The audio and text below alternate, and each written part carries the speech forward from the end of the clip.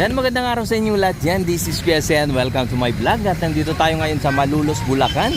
At ating muling i-update itong ginagawa nilang PNR and SCR project dito sa area na ito. So ito na po yung sitwasyon dito. Ito po yung station na kanilang ginagawa. Ayan po, no? Nakikita natin yung mga trusses dyan sa may taas. At marami na pong naikabit dyan, no?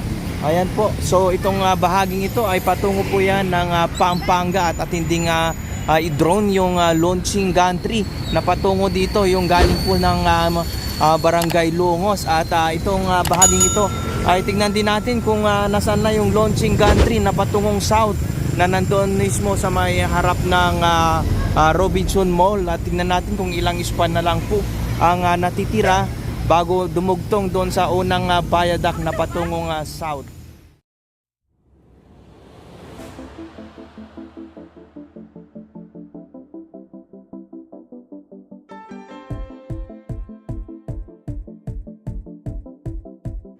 Sa mga bago pa lang dyan at sa mga hindi pa po nakapag-subscribe, please like, share, and subscribe po para ma-notify po kayo tuwing may bago tayong upload. At paki-comment na rin po kung ano po yung masasabi nyo sa project na ito. Maraming salamat po!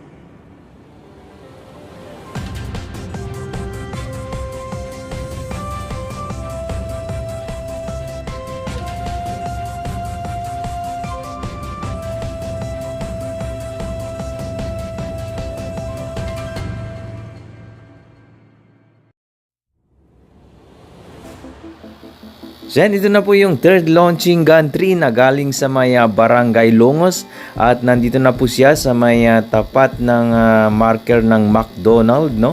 Dito sa area na ito.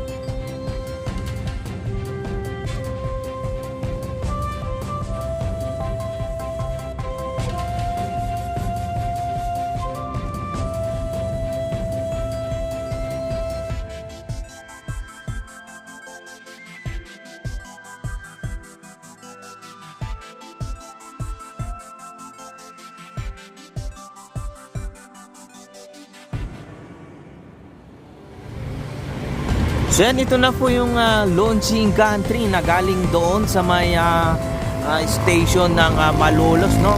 So nakikita natin na isang span na lang at madudugtong na itong viaduct ng Giginto Malolos. At nakapatong na po itong launching country doon sa unang viaduct na ginawa na patungong south. Ayan.